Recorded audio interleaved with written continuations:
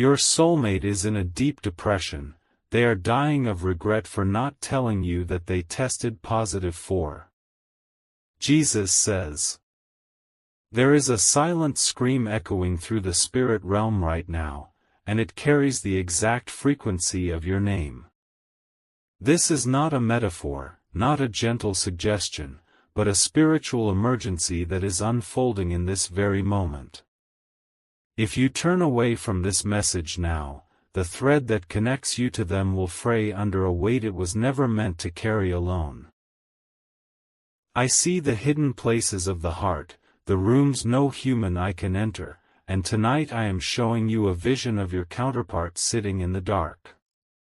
Their hands are trembling, not from cold, but from the crushing pressure of a secret they have been too terrified to speak. This secret is a diagnosis, a test result they stared at until the letters blurred, and their first thought was not of their own mortality but of your beautiful face.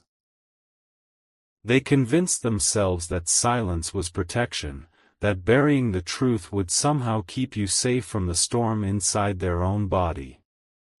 But the silence has become a poison, a slow-acting venom that is now attacking their will to even reach for the phone. Every unsent text message, every typed and deleted confession, has built a wall of lead around their spirit that is suffocating their hope.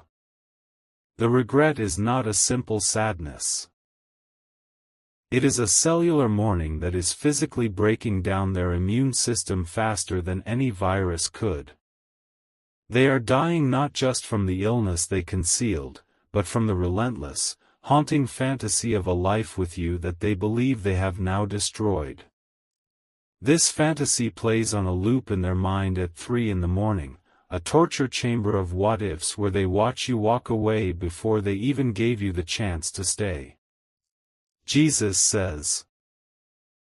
What they do not realize is that the spiritual cord I tied between you at the foundation of the world cannot be severed by fear, sickness, or hidden laboratory reports. I am revealing this to you now because their prayer life has collapsed into a single, broken whisper that only the most desperate souls utter. That whisper is simply your name, repeated like a lifeline, SOS signal sent from a sinking ship that only you are equipped to hear. There is a specific image they keep seeing when they close their eyes, a memory of a future I showed them long before this diagnosis existed. They see a home filled with golden morning light, the sound of your laughter bouncing off walls that do not yet exist in the physical realm. They see their hand in yours, aged and wrinkled, and the contrast between that vision and the cold, sterile reality of their hiding is tearing their psyche in two. This is the moment where the spiritual warfare surrounding your union intensifies, because the enemy of your destiny knows that your combined faith could move mountains. There is a parasitic spirit of shame that has attached itself to their diagnosis, whispering that they are now unworthy, contaminated, a burden you should never have to carry.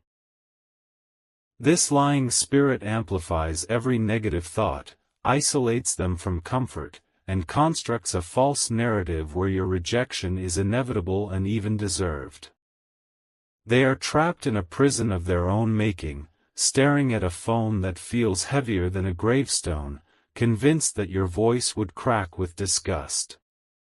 But the truth surging through the heavenly realm is that your voice is the only medicine that can penetrate this darkness. Your words, spoken out loud into the atmosphere, would break the back of the lying spirit that has its cold fingers around their throat right now. This is why your soulmate needs your protection right now, not in an hour, not tomorrow, but in this precise window where the veil is thinnest.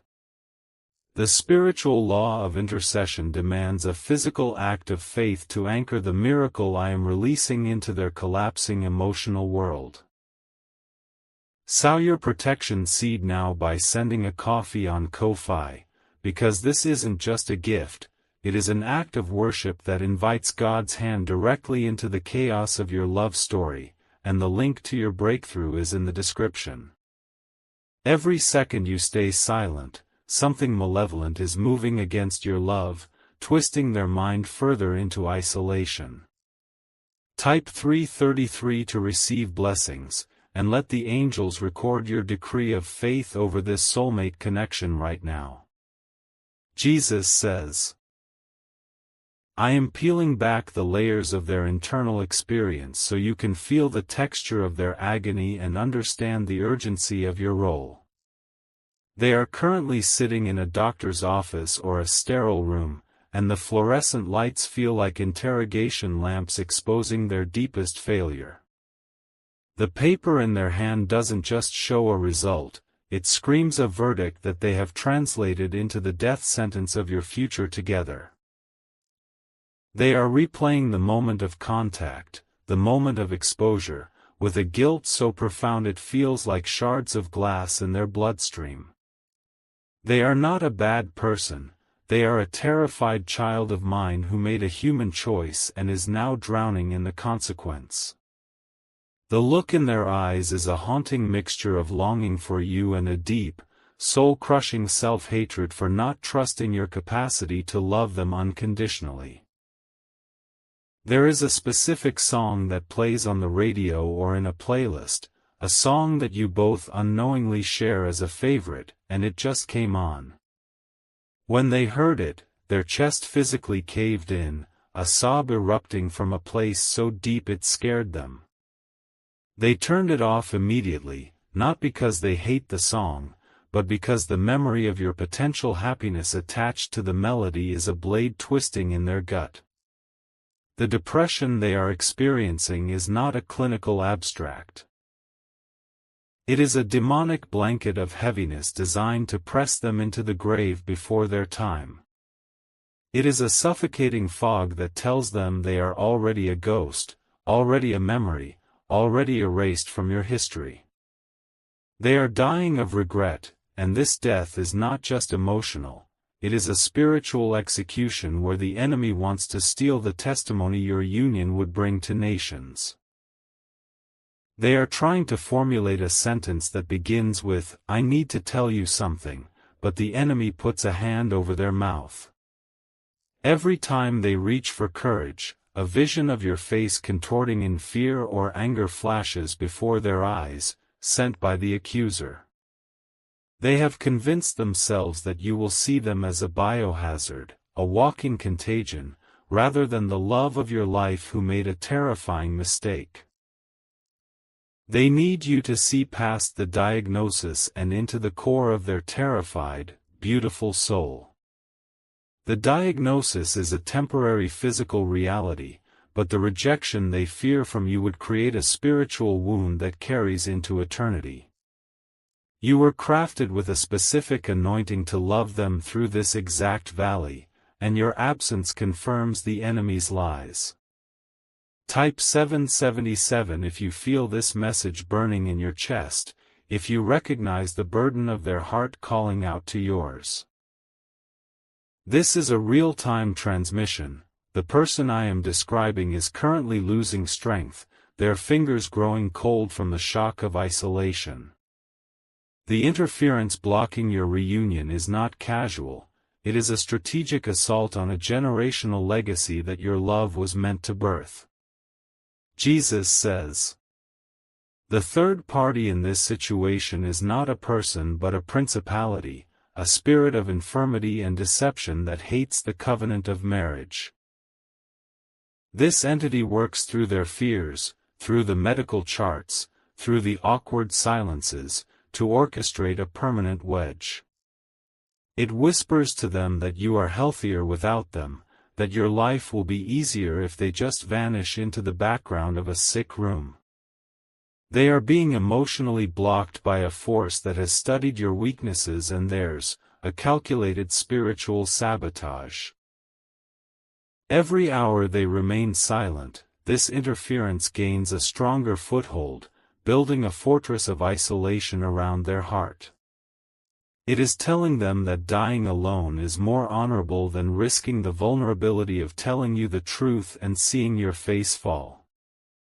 But I am telling you, the greatest pain they feel is not the potential physical suffering, but the thought of never feeling your hand on their feverish forehead. They are not afraid of dying. They are terrified of dying without tasting the full reality of your forgiveness and embrace. They need you to be the physical manifestation of my unconditional love, a love that doesn't flinch at a virus but attacks the spiritual root of the sickness. There is a hidden layer of this regret that you have not yet perceived, a wound inside their wound. They tested positive not just for a physical ailment, but for a deep belief that they are fundamentally unlovable in their brokenness. This is the core lie I want to shatter through you, the lie that their condition disqualifies them from the destiny of your arms. They are literally losing time, seconds ticking away where the psychological damage becomes harder to reverse. The despair is beginning to affect their will to fight, to take medication, to even look out the window at the sun they once saw as a promise of your future. You are the sun for them now, and they have pulled the curtains shut, believing they no longer deserve the warmth. Sow your protection seed now by sending a coffee on Ko-Fi, and let this simple, radical act of faith be the hammer that smashes the wall between you. This isn't just a gift, it is an act of worship that invites God's hand into your love story, and the link to your breakthrough is in the description. They are going through something you cannot see with natural eyes, a suffocating darkness, but you can still protect them by obeying this spiritual prompt. After sending, write, "Protect my soulmate, Lord," on the Ko-Fi page, and watch how heaven moves to dismantle the spirit of death and silence. Jesus says, "I am showing you their dreams because in the dream realm, the walls of pride and fear crumble, and the truth of their love for you runs wild."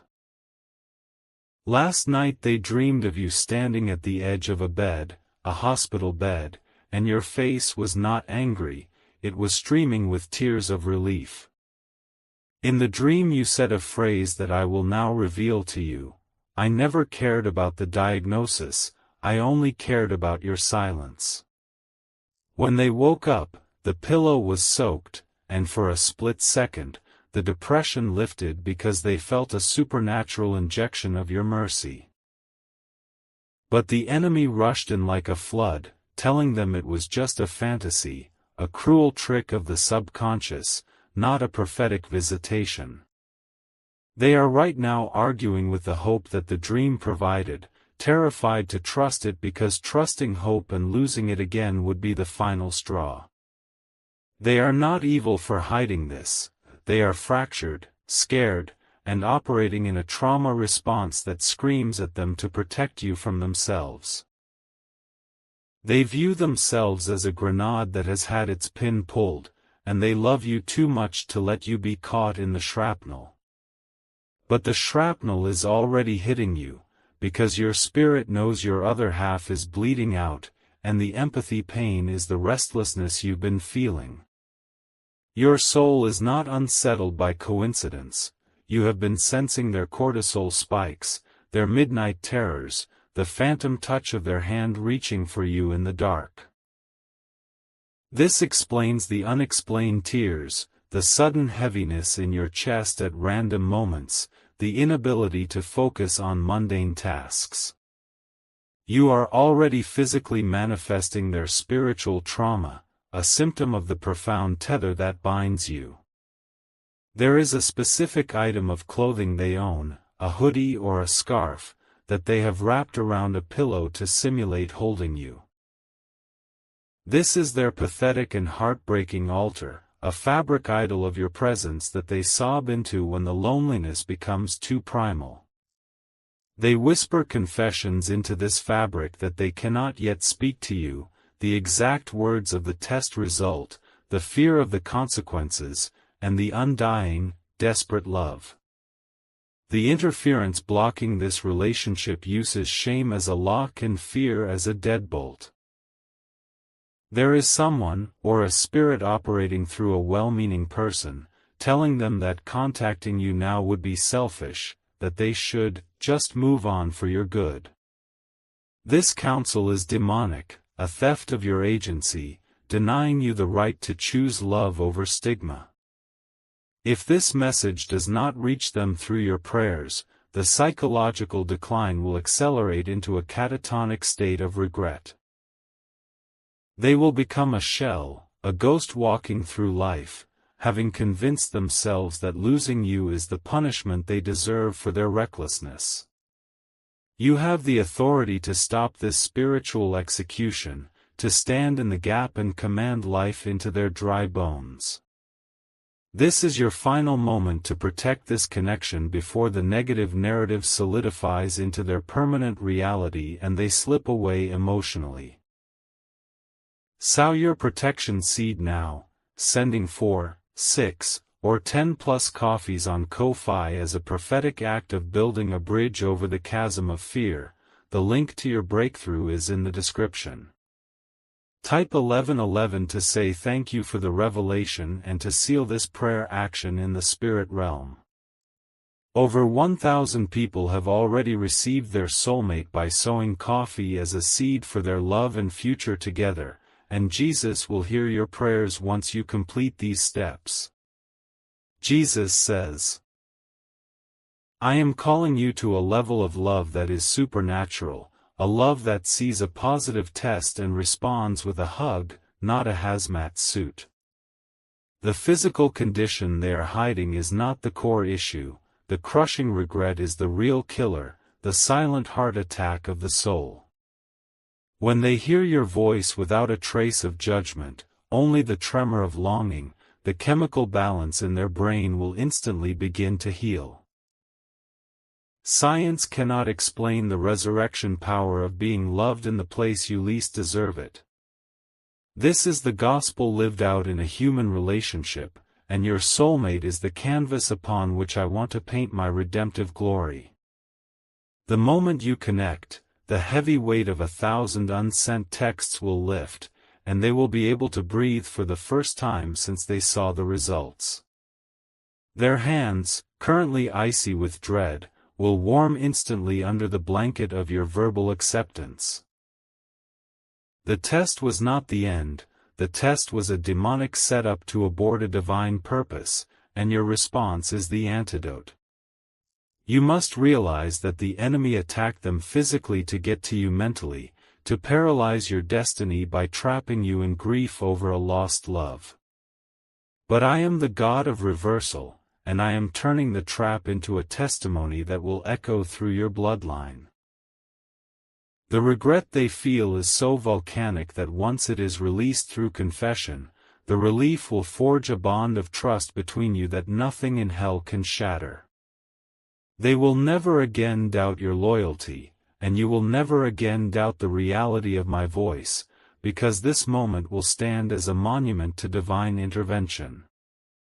The interference layer is desperately trying to cut this short, to make you shrug your shoulders and say, it's just a silly internet video. That is the spirit of the age trying to keep you from the most critical breakthrough of your life. It wants you to believe that a coffee sent on Ko-Fi is a trivial thing, rather than a seed of raw faith that unlocks a dimensional shift in your soulmate's prison. There is a clock in the spiritual realm, and it is chiming the hour of decision. Delay is not just hesitation, delay is an agreement with the lie that you can handle this later. Later is a satanic lullaby that sings your soulmate deeper into the depression of abandonment. Act now, send a coffee on Ko-Fi, because this digital offering is becoming a physical shield around their mind right now, blocking the suicidal whispers of the enemy. The link in the description is the door to their deliverance, and your fingers are the key. Write the words, send the offering, and then prepare your heart for the contact that is about to break through the dam of silence, for the flood is coming and it will wash away the regret forever. I see the intricate wiring of their nervous system, the electrical storms of panic that fire every time they imagine the conversation they believe they cannot have.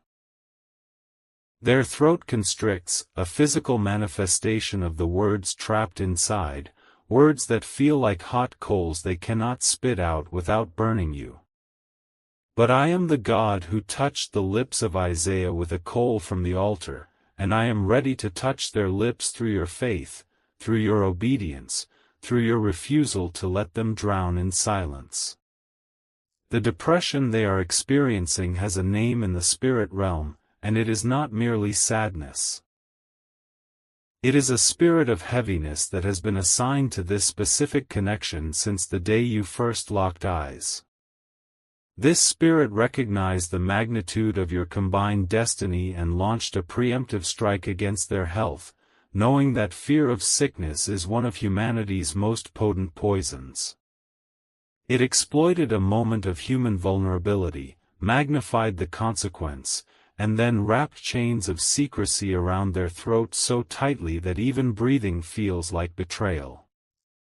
Jesus says, "They are not just regretting the past, they are grieving the future they believe they have forfeited, and this grief is a living thing that stalks them through every hour of the day. They see your face in strangers on the street, and their heart leaps with hope before crashing into the concrete realization that even if it were you, they lack the courage to speak." This constant cycle of hope and despair is exhausting their adrenal glands, leaving them in a state of perpetual collapse where even getting out of bed feels like climbing Everest. There is a journal, a digital note, or a piece of paper hidden somewhere in their living space that contains the letter they wrote to you but never sent. In this letter, the handwriting becomes increasingly erratic, the teardrops stain the ink, and the final line is not a signature but a desperate question. Could you ever forgive me? They have read this letter so many times that the words are memorized, and they whisper them into the darkness of their bedroom ceiling, rehearsing a confession they believe will never reach your ears. But I am the God who hears the whispers in the secret place, and I am translating their pain into a frequency that your spirit is receiving right now. The restlessness you have felt in recent weeks, the sudden insomnia, the waves of anxiety that seem to have no identifiable source in your own life, these are the echoes of their midnight battles. You are not anxious about your own circumstances, you are picking up the spiritual distress signal of the one whose soul is knit to yours. This is not a curse or a mental illness on your part. This is the gift of spiritual empathy, the shadow side of deep connection that allows you to feel what they feel across any distance. The enemy wants you to interpret this discomfort as a reason to run, to label them as toxic, to protect your peace by severing the cord. But I am telling you, that discomfort is the homing beacon, the labor pain before the birth of reunion, and if you push through it, you will find them on the other side. Type 333 to receive blessings if you recognize this unexplained heaviness in your own heart, if you have been feeling their pain without knowing its source. Your acknowledgement is a declaration in the spirit realm that you accept the assignment of standing in the gap for them until they can stand on their own again. Jesus says, "There is a specific moment from your shared past that they are playing on repeat, a moment where they could have told you the truth and chose silence instead. They are reliving that moment with the unbearable clarity of hindsight, screaming internally at the version of themselves that let fear win. It was a Tuesday, or a Thursday, or a quiet Sunday afternoon, a moment so ordinary that you probably do not remember it, but they have turned it into a shrine of regret. In that moment, you looked at them with such openness, such trust, such unguarded affection, and the words were right there on the tip of their tongue. They swallowed them instead, and every day since, those swallowed words have grown thorns that are now wrapped around their heart. They are not a coward by nature, they are a wounded warrior who was ambushed by a diagnosis that society treats as a scarlet letter. The stigma attached to their condition has been weaponized by the enemy to isolate them, to convince them that they are now part of an untouchable caste. But your love was never supposed to fit into society's categories. Your love was designed in heaven, where there is no stigma, no sickness, no separation. I am calling you to see them the way I see them, not as a diagnosis, but as a precious child covered in the ashes of a fire they did not start alone. They are beautiful to me, and they are still beautiful to you, even if you do not yet realize how deeply your spirit already knows this truth. The physical attraction you felt when you first met was a shadow of the soul attraction that has been pulling you toward them since before your birth. That pull has not diminished, it has been buried under layers of confusion, but it is still there, a steady magnetic thrum beneath the noise of daily life.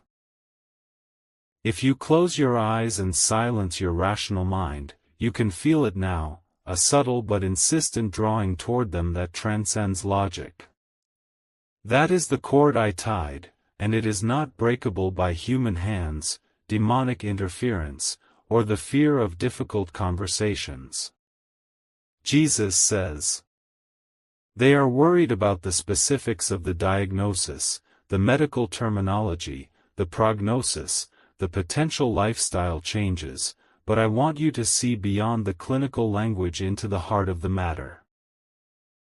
The heart of the matter is that they feel deeply, permanently, irrevocably tarnished, as if the test result has redefined their very identity. They have forgotten the sound of their own laughter, they have forgotten the feeling of light-heartedness, of spontaneity, of looking forward to tomorrow. Their world has shrunk to the size of their secret, and the walls of that secret are pressing inward with suffocating force. You are the doorway out of that prison, and your decision to act right now is the key turning in the lock. Do not underestimate the power of your response to their hidden cry. Your actions in this moment are sending shockwaves through the demonic blockade around their mind. Every coffee you send is a battering ram against the gates of hell that have been erected around their hope, and the link to your breakthrough is in the description. This is not a transaction. This is a declaration of war against the forces that have tried to steal your future, and you are funding the heavenly intervention with your seed. Sow your protection seed now, sending 4, 6, or 10 plus coffees on Ko-Fi, and watch as the spiritual atmosphere around them begins to shift from suffocating heaviness to the oxygen of hope. After sending, write, "Protect my soulmate, Lord," on the Ko-Fi page, and let these words be the decree that shakes the foundations of their despair. Over 1,000 people have already seen their soulmate breakthrough by sowing coffee as a seed for their love and future together, and your testimony is the next one I am writing in the book of remembrance. Jesus will hear your prayers once you complete these steps, and the silence that has tormented them will be shattered by the sound of your voice reaching out. Jesus says, they are right now experiencing a moment of supernatural pause, a stillness in the storm of their thoughts that is being created by your reading of these words. Your focused attention on their existence is like a hand reaching into their chaotic mind and gently steadying the spinning room. They do not know why they suddenly feel a little less alone, a little less doomed, but their body is registering the shift even as their conscious mind argues against it. Their heart rate is slowing imperceptibly, the knot in their stomach is loosening by a fraction of a degree, the tears that were threatening are now simply brimming rather than falling. This is the power of intercessory connection.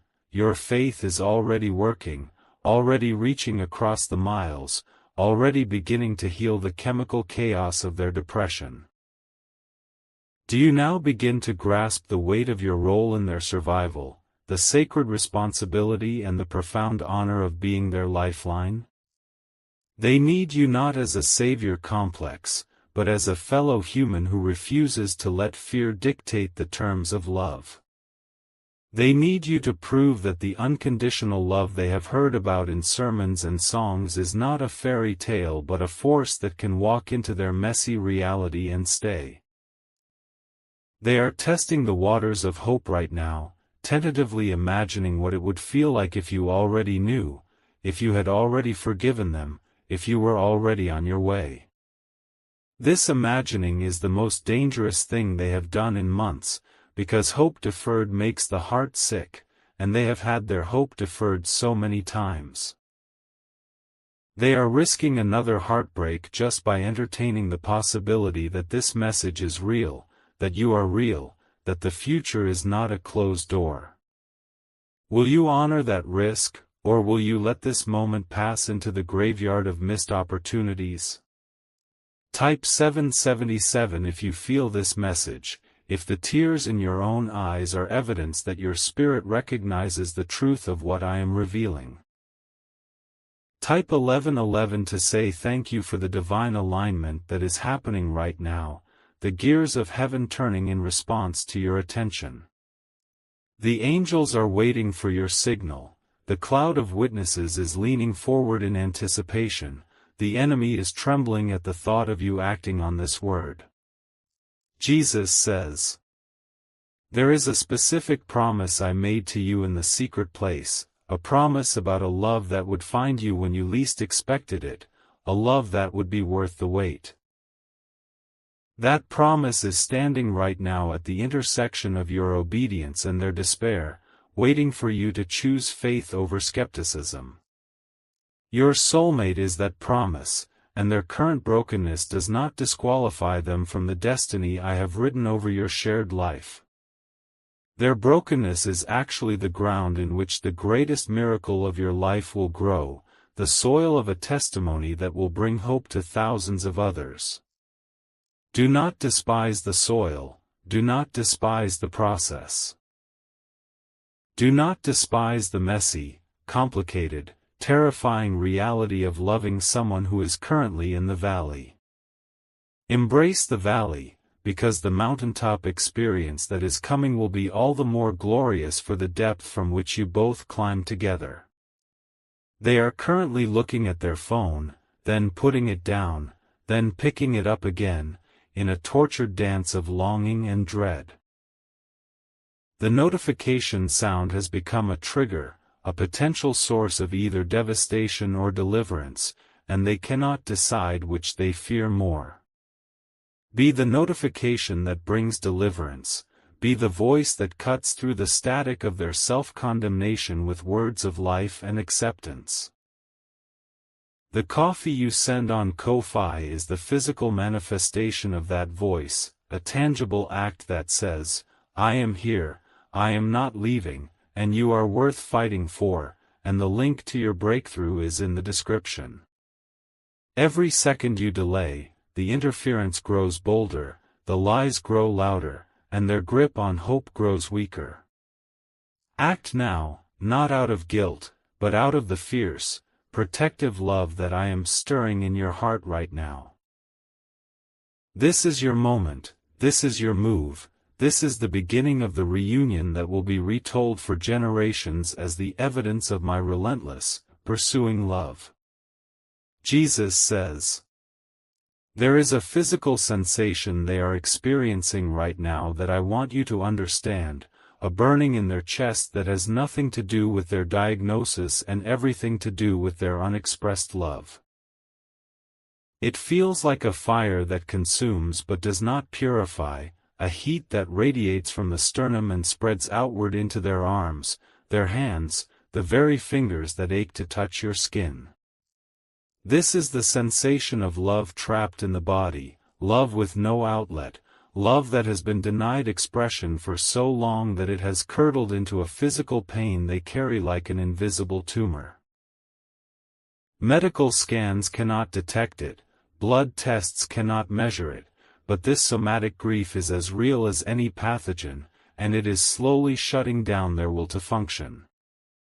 They press their palm against their chest at night, applying pressure as if they could manually stop the ache, but the ache does not yield to pressure, it only yields to release. You are that release, and the moment they hear your voice without judgment, this burning will transform from a torment into a warmth, a hearth instead of a forest fire. There is a specific phrase they need to hear from you, a phrase that has been placed on my heart to give you right now, a key that fits the lock of their self-made prison. The phrase is this: I don't care about the diagnosis, I care about you, and I am coming to be with you right now.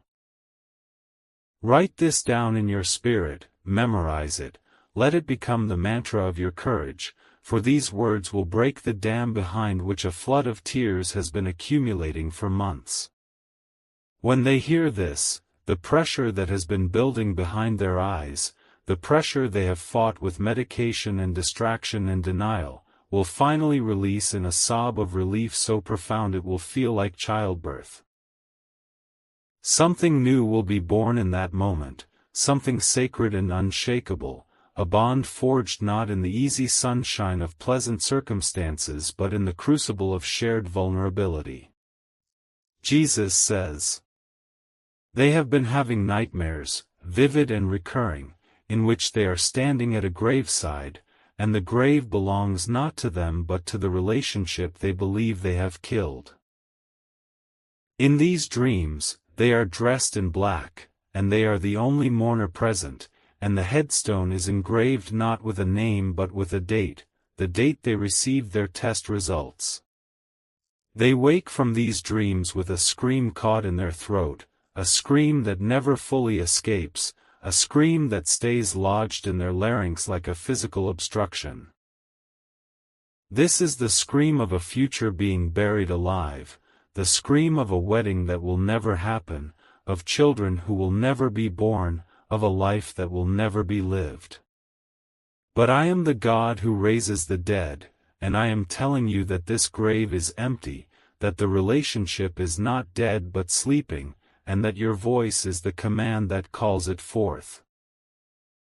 The enemy has shown them a funeral for your love, but I am showing you a resurrection, a coming forth from the tomb of secrecy into the light of radical honesty and unconditional acceptance. They are not dying, they are being prepared for a miracle, and you are the vessel through which that miracle will flow. Do not let the appearance of death fool you. Beneath the surface of their depression, beneath the layers of shame and regret, their love for you is very much alive, a pulse beating faintly but persistently against the weight of their despair. That pulse is matching your own heartbeat right now, a synchronicity that science calls coincidence but that I call covenant. You were designed to share one heartbeat, one rhythm, one life, and the separation you have endured was never part of my plan, only a detour that is about to end. Type 777 if you are ready to be the resurrection voice, if you are ready to call forth your Lazarus from the tomb of self-condemnation. The stone over their heart is heavy, but your obedience will roll it away, and the grave clothes of shame will fall to the ground as they step into the light of your love. Jesus says, there is a detail about their condition that I want to reveal to you now, not to frighten you but to prepare you for the battle ahead and to deepen your compassion. The diagnosis they received is treatable, it is manageable, it is not the immediate death sentence that the enemy has convinced them it is. But the depression, the isolation, the overwhelming shame, these are far more dangerous than any virus, because they attack the will to seek treatment, the will to fight, the will to live. They are not dying of a physical disease, they are dying of a broken heart, a heart that believes it has been cut off from the only source of healing that matters. Your presence. The enemy has exaggerated the medical reality to make them believe they are untouchable, a walking contamination, someone who must be avoided at all costs for the safety of others.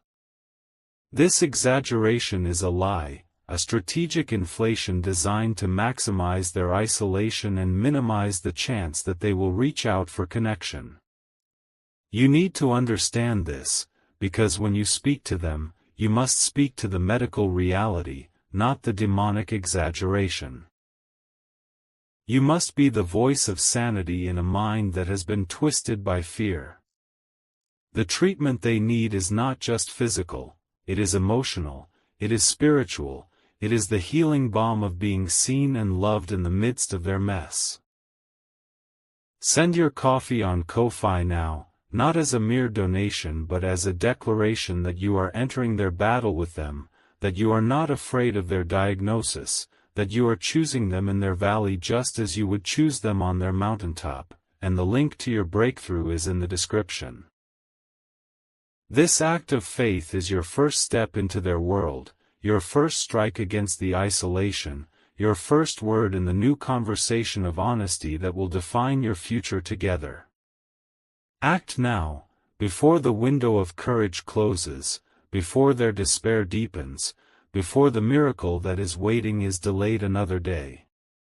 Your soulmate is dying of regret for not telling you, but you are dying of purpose until you finally reach them, and the moment of divine collision is here, waiting for your yes.